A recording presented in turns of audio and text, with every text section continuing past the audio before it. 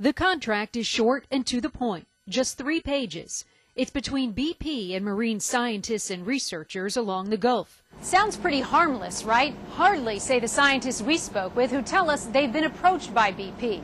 The way they see it, BP is tying up expert witnesses who might otherwise testify for the federal government. Robert Weigel, a Mississippi environmental lawyer who has clients with claims against BP, looked over the contract. He says BP is trying to buy silence by taking key scientists out of circulation. The public's going to need the best science that they can get to make sure that the damage from the spill gets fixed, gets compensated for, and that it gets done in the best possible way. And if you lock up the people who know the most about this, who are the scientists in the research institutions down here, the public's not going to get what it ought to out of that process. It took 40 years for Stu Scheer to build his business, running charter fishing boats for tourists in the Gulf. Now it's all falling apart between the oil spill that shut down business and haggling with BP over his claim.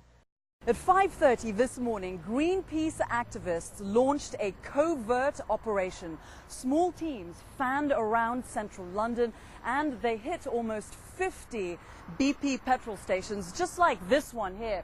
Look what they did. They put their banner over BP's logo, and then they put ones like this one up saying closed, moving beyond petroleum. Greenpeace also brought fences like this one and bolted them down so nobody can enter the BP petrol stations.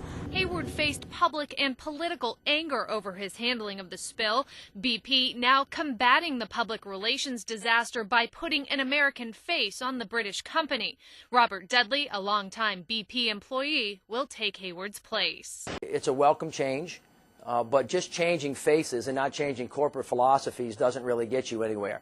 The people in the Gulf South want to know that BP is completely and totally committed to completely making it right. Again, you know, it's important. You got to capture the oil, you got to clean the coast, make sure everybody gets compensated, and then start thinking about how BP is going to completely make it right long term for what it is that they've done down here. When we see that kind of commitment, when we see that kind of change in the corporate philosophy, we're going to feel a lot better than them just changing out their chief executive. We welcome Mr. Dudley.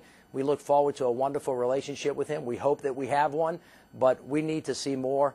We're not in a very trusting mood right now. We hope that that changes in the future.